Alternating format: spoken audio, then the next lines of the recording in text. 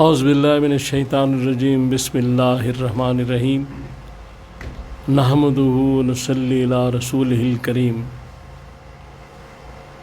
انتہائی قابل احترام سامعین و حاضرین اور مجھ سے اچھے لوگوں، السلام علیکم ورحمۃ اللہ وبرکاتہ۔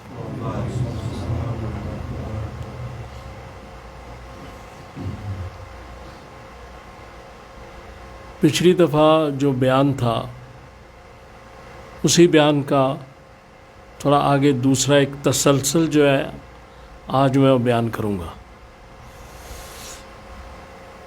پچھلے بیان میں یہ بات کی گئی تھی کہ اللہ کی راہ میں کون سا مال خرچ کرے اور کن لوگوں پر خرچ کرے۔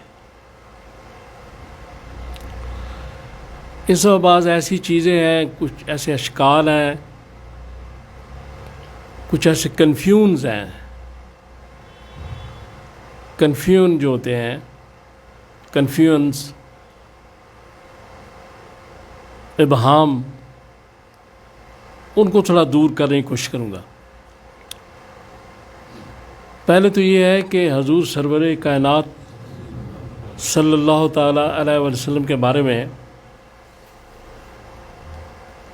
کہ ایک دفعہ آپ نماز پڑھانے کھڑے ہوئے اور آپ فوراً اندر چلے گئے اور کوئی دینار اندر پڑا ہوا تھا وہ لا کے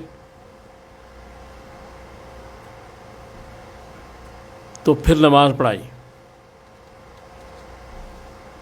تو صحابہ نے سوال کیا کہ یا رسول اللہ، آج آپ نماز کے لیے کھڑے ہوئے اندر چلے گئے اور پھر دوبارہ کہنے لگے اندر ایک دینار تھا وہ ملنے آیا تھا، چونکہ میں اندر کوئی شے نہیں رکھنا چاہتا، کوئی مال،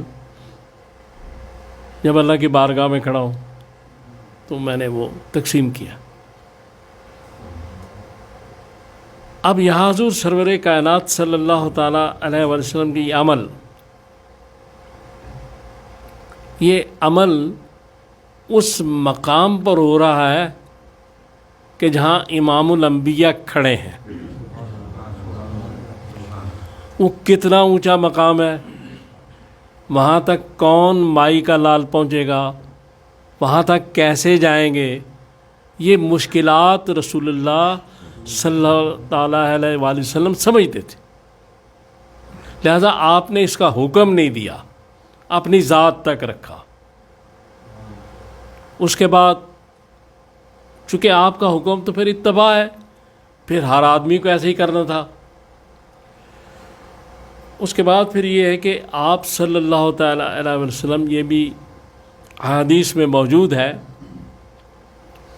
کہ پورے سال کا خرچ اپنی تمام بیگمات کے گھر ایڈوانس پورے سال کا خرچ بھیج دیتے تھے۔ جہاں تک ازواج کا تعلق ہے، حقوق العباد کی کتنی پابندی ہے کہ ان کو پورا خرچ دیا جا رہا ہے۔ جہاں اپنی ذات کا تعلق ہے، ایک دینار بھی گھر نہیں رہنے دے رہے۔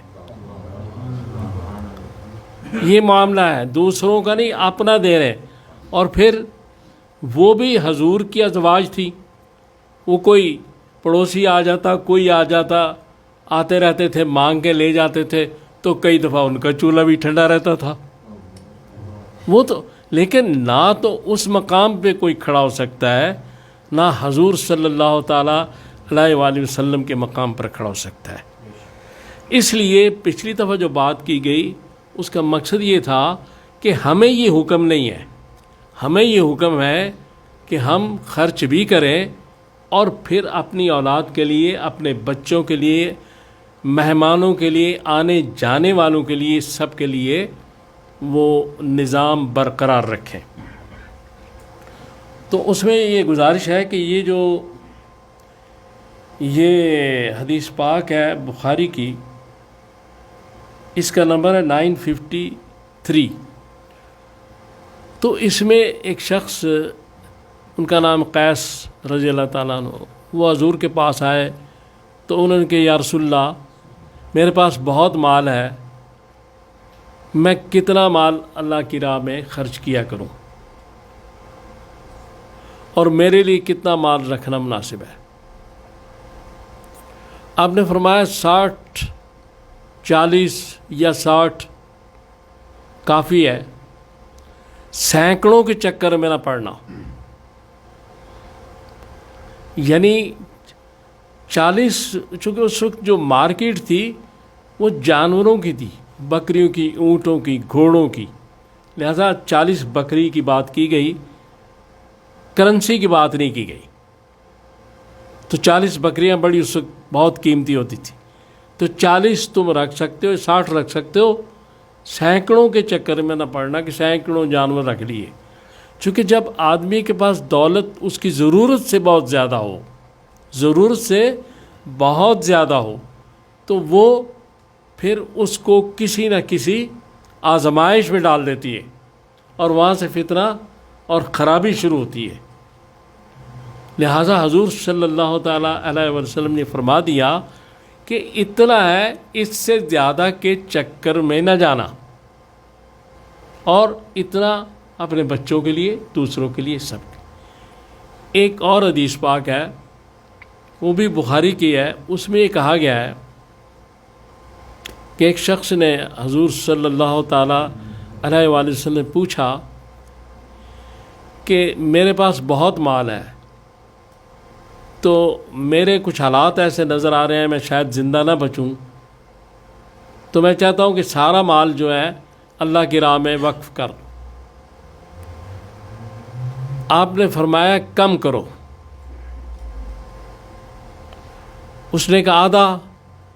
آپ نے کہا اور کم کرو. اس نے کہا تہائی. آپ نے کہا ٹھیک ہے.